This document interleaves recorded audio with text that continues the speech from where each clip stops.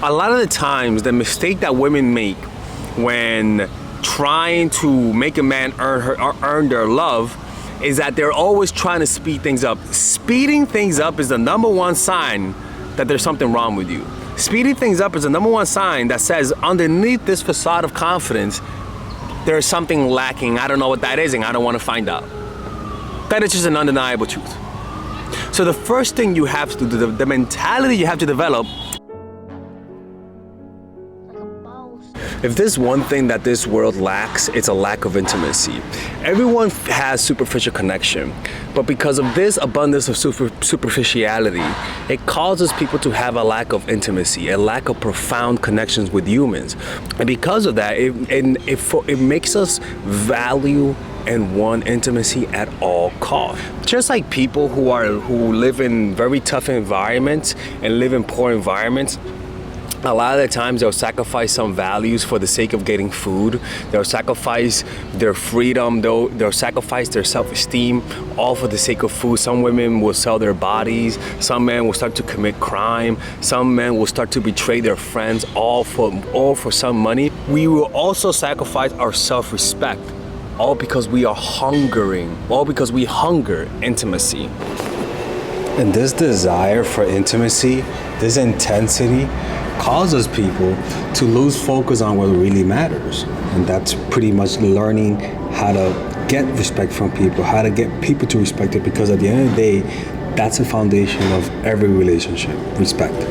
If there's no respect, there's no relationship. There's no balanced relationship, even amongst friends. And so this intense desire to want intimacy because you don't get it from yourself or others causes people to do this. Grand strategy is a function of vision, of seeing further in time and space than the enemy does. The process of foresight is unnatural. We can only ever live in the present, which is the ground for our consciousness, and our subjective experiences and desires narrow the scope of our vision. They are like a prison we inhabit. Your task as a grand strategist is to force yourself to widen your view, to take in more of the world around you, to see things for what they are and for how they may play out in the future, not for how you wish them to be. You can take a step in this direction by always trying to look at the world through the eyes of other people, including, most definitely, your enemy, before engaging in war. Your own cultural preconceptions are a major hindrance to seeing the world objectively. Looking through other people's eyes is not a question of political correctness or of some soft, hazy sensitivity.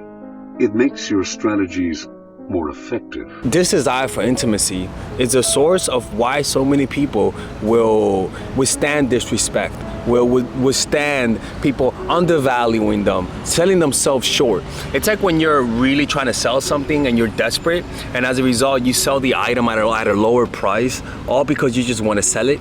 We do the same thing with ourselves. We're so desperate to get love from people that we sell ourselves short.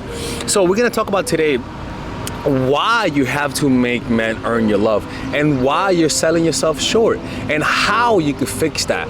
So we're going to talk about what causes us to perceive our value to be low, how do you perceive your value, and what you could do to make a man earn your value and respect.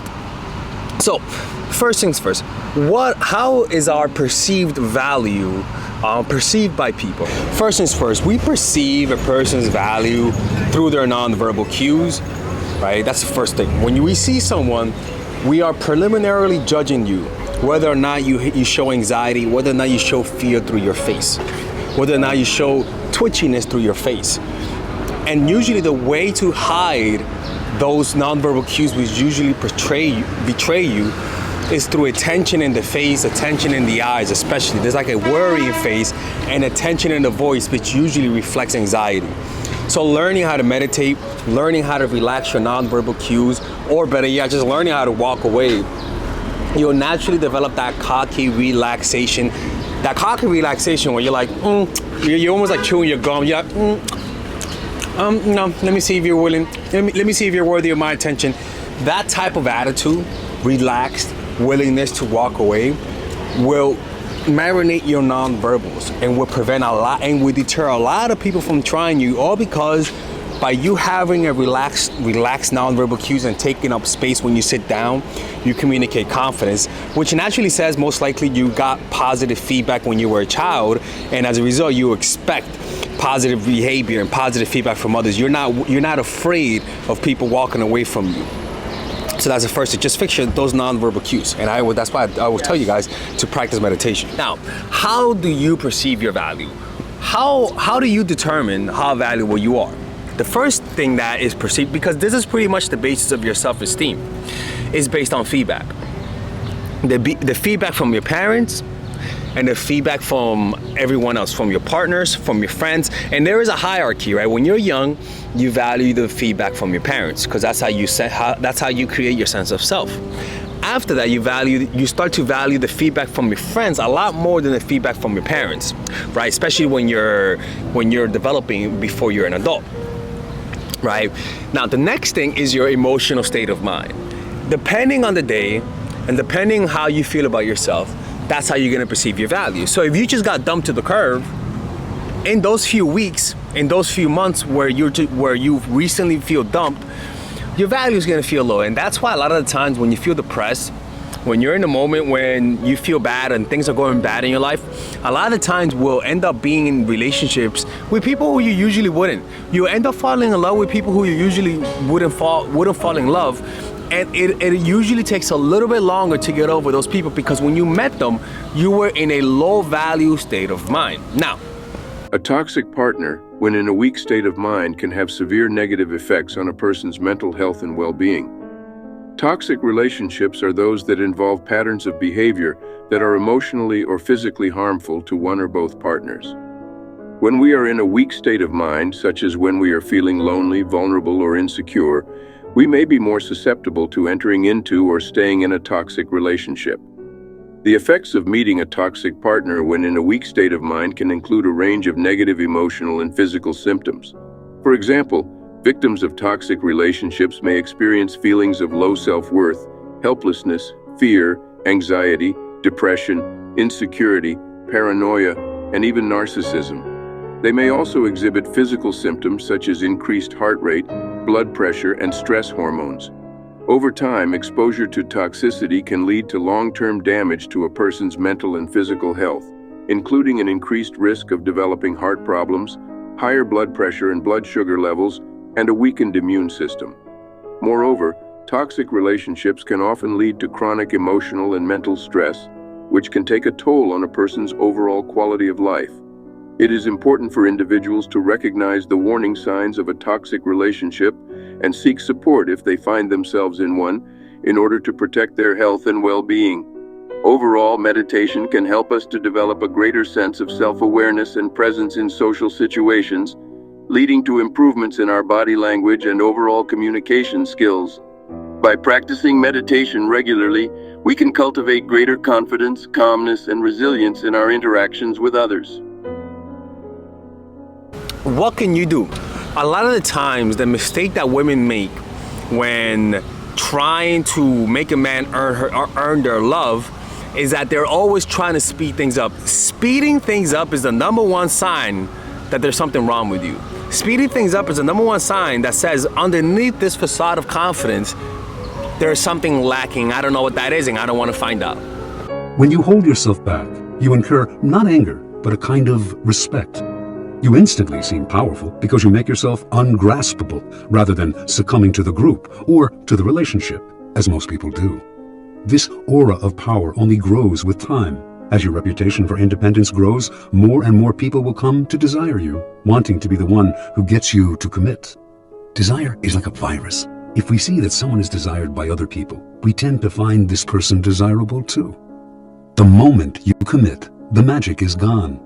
You become like everyone else. People will try all kinds of underhanded methods to get you to commit. They will give you gifts, shower you with favors, all to put you under obligation.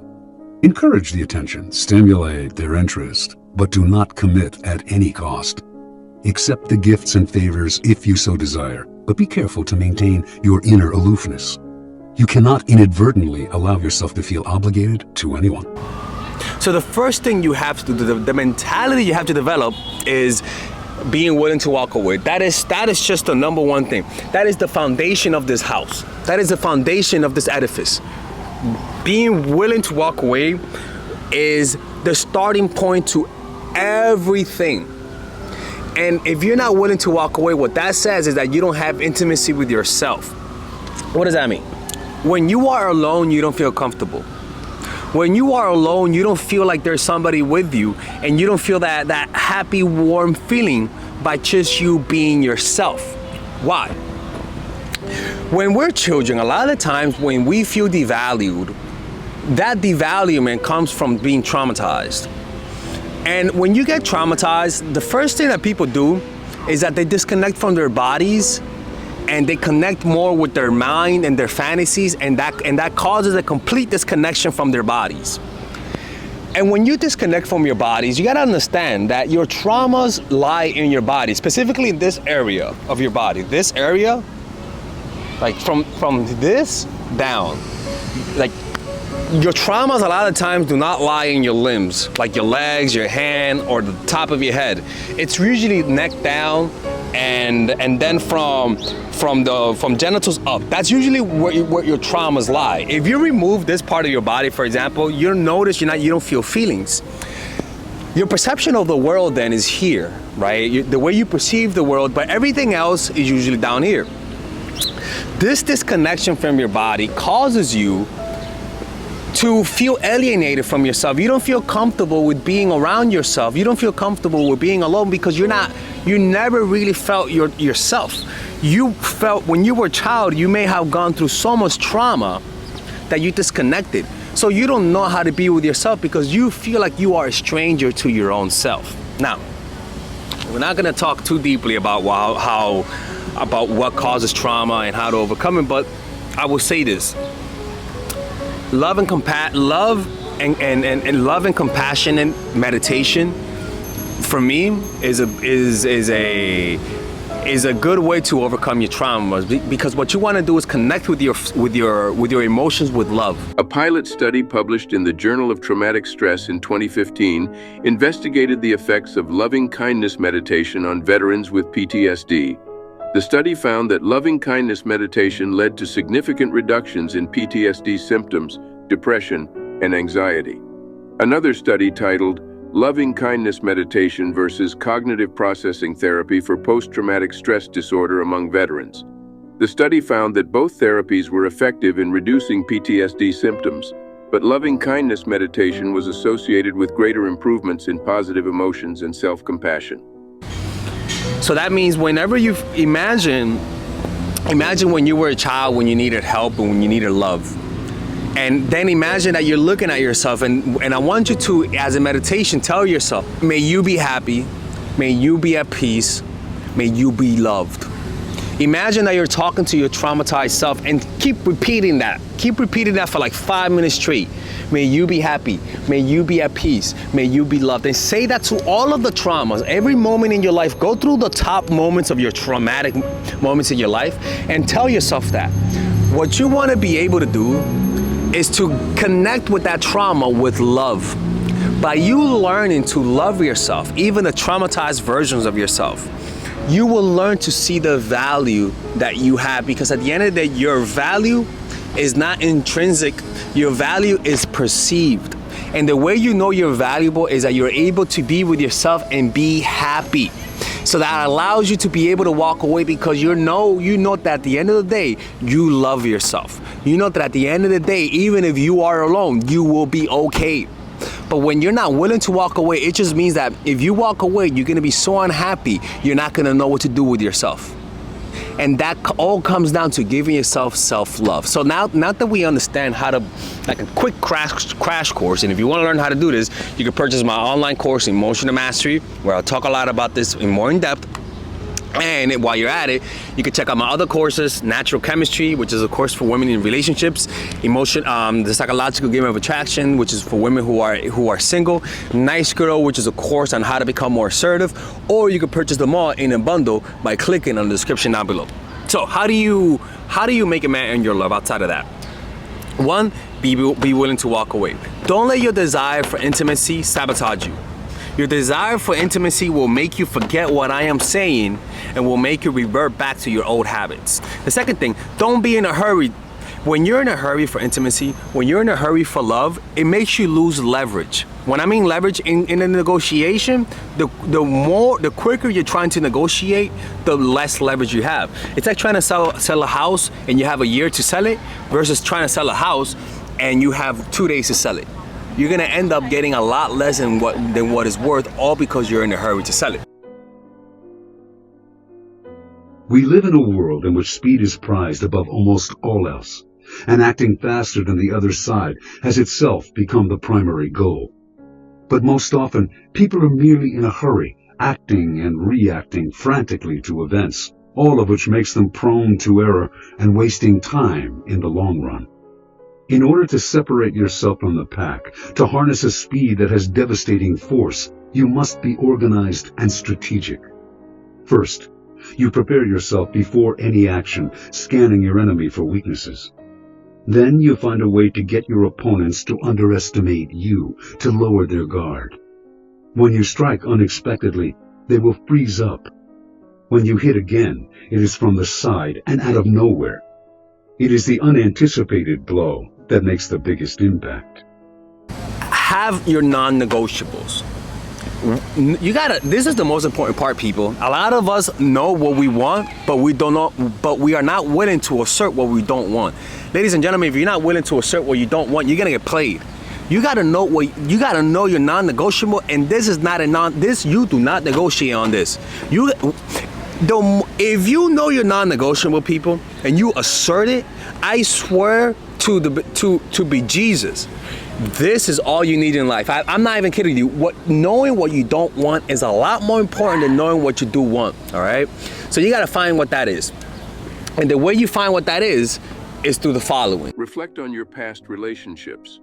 Think about past relationships that were successful and those that were not. Consider what behaviors or traits in your partner were deal breakers for you. Identify your values. Think about the values that are most important to you, such as honesty, loyalty, or respect. These values can help you set boundaries and define your non-negotiables. Consider your needs. Think about what you need from a relationship in order to feel fulfilled and happy. For example, you may need someone who is emotionally supportive, or someone who shares your interests and passions. The next thing is slow it down. A man who values you will slow it down. And when I mean slowing it down, you could say slowing down, giving him the poom poom, right? That's fine, right? But if you want to slow down the poom poom negotiations, one of the best things that you could do is to not meet men online, because when you meet men online, the first time you meet, you're on the first date already. When you meet men online, the first time you meet, in his mind, he's like, okay, we're starting the clock. This is the first date, boo-boo. We got 2 more dates for that poom-poom, right? That's only you, Alexis, you're fucking toxic. But it's true, right? But because when you meet them through work, when is that first date? When you meet them through work, usually, or through friends, the sex usually happens a little bit later. But when you meet them through like a blind date and your friends say, hey, date this guy, and then you go out on a date with him, that's your first date, boo-boo. You're on the clock. But when you meet them through your friends or through work, there's a gray area where you guys can get lunch, but it's not considered a date. There's no pressure. So if you want to make life easier on yourself, do not meet men online. Meet them through real life, so that that clock doesn't start, and so that you could actually slow it down without that pressure of giving up the poom poom. But also by staying friends and letting him and allowing the guy to be friends with you, because at first people don't usually hit on you the first time they meet you, right? What a guy will do is that they'll find out if you like them at first, and then they'll ask you out. And that process of figuring out whether or not they like you is investment. That process is actually to your benefit. That process is actually it's actually slowing things down. It's the courting process. And that's why studies show when you meet people through friends and family, those relationships lead to less divorce as opposed to meeting them through online relationships. So slow it down, or better yet, meet through friends and family. It comes through it comes through more natural. Online comes at a faster pace because the timer already begins, right? Now the next thing is be ready for some people to not accept your offer. This is the most important part. You have to be okay with guys not accepting what you have to offer and you not lowering the price. It's like trying to sell something and they say no, and then you're like, okay, how about this price? Motherfucker, you better not do that and tell people you watch my channel. Oh, hell no, you better not do that kind of stuff. You better keep that price at that price. At that price, ladies and gentlemen. Keep it at that price, because if you lower the value of what you're offering, and that means you lowering your non-negotiables, ladies and gentlemen, the guy's gonna see you and think it's kind of pathetic, and they're gonna disrespect you. First, people are more likely to attack you if they see you as weak or vulnerable. Second, they cannot know for sure that you're weak. They depend on the signs you give out through your behavior, both present and past. Third, they are after easy victories, quick and bloodless. That is why they prey on the vulnerable and weak. People only know how to treat you based on your non-negotiable. Because it's not that you're verbally, please do not verbally communicate your non-negotiables. Make it an action. Because if you make it into an action, if this is something that you always have your hand on the trigger, always willing to fire any moment in life, if you always have your hand on the trigger, what would happen is that it just marinates your senses. It's like meeting somebody who's willing to die in battle. You could tell by just their face. You could tell when somebody's willing to die. And it's the same thing. This is something that's non-verbal. You can see it. It's a mindset that is reflected, that radiates from within you. So be willing to walk away and move on. And understand what men value, right? Youth is important as we get older, right? But a man who's mature, a man who wants intimacy, as just like you want intimacy, will value these things, and they will see it. And if the man does not value, your responsibility is not to get butthurt or pissed off at the fact that men cannot see true value. Your responsibility is to walk away and realize that even if you walk away, you still have yourself, and that's where self-love comes in. Me personally, if a girl does not like me, you have to accept people for how they perceive you and not try to change people's mind. You know, don't try to change people's mind, because at the end of the day, they're on their own journey. And you don't want to get in the habit of trying to change people's mind when it comes to dating you. You have to have your standards, and if they don't meet your standards, don't try to change them. Just have that abundance mentality, and realize that if you keep meeting people, if you keep having a life where you're meeting people and doing things around people, you're gonna eventually meet someone who sees you for who you are and values you for who you are without you valuing yourself. You know? So don't speed things up. Stop trying to earn their love. Let them earn your love. You are the one that's valuable here. For example, my dog, Missy, right? I have a dog. She's adorable as hell.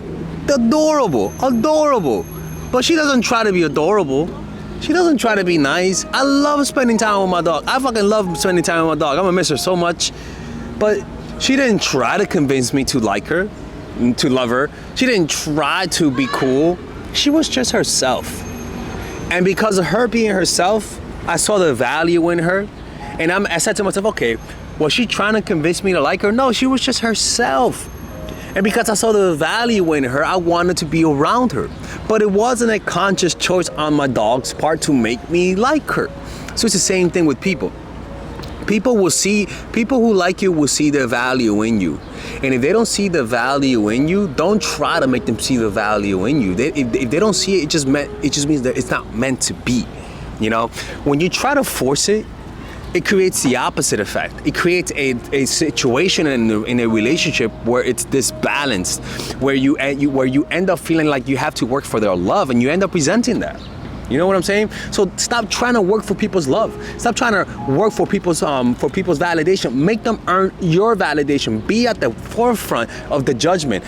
Always be looking for red flags as opposed to always be looking for green flags, because that will inform you a lot more. Sometimes we have this biased perspective, this rosy perspective, where we're looking for signs that they're the ones. No. Cognitive bias caused by rose-colored glasses or the halo effect can make it difficult for individuals to see red flags in their partners. The halo effect refers to a cognitive bias where a person's overall positive impression of someone influences their judgment of that person's specific traits or actions. In the context of relationships, the halo effect can cause a person to overlook negative behaviors or traits in their partner because they are so focused on the positive qualities that they see. For example, if someone sees their partner as kind and caring, they may overlook signs of possessiveness or jealousy because they believe that their partner's behavior is coming from a place of love and concern. Similarly, if someone sees their partner as successful or attractive, they may be more likely to overlook negative traits such as selfishness or lack of empathy. The rose-colored glasses phenomenon refers to the tendency for individuals to view their partner or relationship through an overly positive lens. When people are in the early stages of a relationship, they may be so infatuated or enamored with their partner that they overlook red flags or warning signs.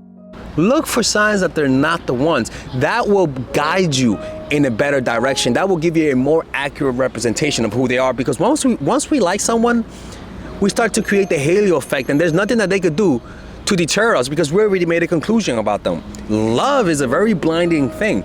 So what I am telling you is not to be skeptical about this. This is just a realistic way of looking at things. Make them earn it. Don't do the opposite. Stop trying to earn their love. No, go in the opposite direction. I can promise you, it'll feel weird at first. This will feel weird because it feels like you're pushing them away. But I can promise you, if you do it, you'll notice this will change everything about your character. It's not it's not about pushing people away. It's how this will just transform how you speak, transform how you respond, transform how you live. This will just have a complete character change. It's like people who don't have power versus when they receive power. When people have power, you will notice they behave completely differently as opposed to when they don't have power. Your most attractive personalities when you have power. This type of mindset assumes power, and it'll change everything about your character, and it'll change the way men will react to you. All right? All right. Anyways, people, we're having seminars all across the United States. We're having seminars in New York City. We're having seminar in London at the end of the month. We're having seminar all across the country in the United States this year and next year. Click on the description down below. Click on the description down below to know where I'm going, and I hope to see you guys there. Now, the next seminar in London is going to be about how to develop charisma, and the next seminar in New York City, in the United States, is about how to develop more of your feminine energy. Okay. Anyways, I'll see you guys there, and take care. And if you want to work with me one-on-one, click on the description down below. All right, ladies and gentlemen, if you guys haven't purchased any of my courses, we have a special bundle deal for everyone. So that you could purchase all of my courses, meaning you could purchase the Psychological Game of Attraction, Natural Chemistry, and Nice Girl, along with all of the bonuses. Originally, if you purchase everything without the bundle, it'll be around $500, to be honest with you. But right now, if you guys purchase it, with the bundle, you guys will be able to get all of these courses: Psychological Game of Attraction, which is for women who are single; Natural Chemistry, which is for women who are in a relationship; Nice Girl, which is a course on assertiveness, along with all of the bonuses: Social Mastery, Practical Mastery in terms of how to master anything; Social Mastery in terms of how to master your social skills; and The Laws of Human Nature, wherein it's part of the Robert Greene book club I used to have. All of these, naturally, like I said, it's $500. Now you get it at $394, which is essentially 20% off everything. But if you guys want to purchase a more affordable bundle, you guys can purchase the bundle without the bonuses, and that will be at $224 rather than the $300. Well, rather than the $293 that you guys would naturally purchase it. So you could purchase it with the bundle or without the bundle. You could purchase it with the bonuses or without the bonuses. It's all of the work that I put in the last 4 years, in the last 5 years, actually, all of the research that I've done.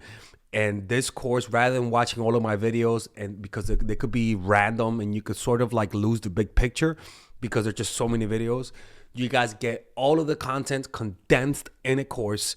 Trust me, people, if you guys purchase this, you won't regret it. If you haven't purchased it, hopefully this will push you towards it, because it's something that I believe in, and everyone who's purchased my course have been satisfied with it. And if they didn't like it, I always give their money back. I have never rejected a refund. All right.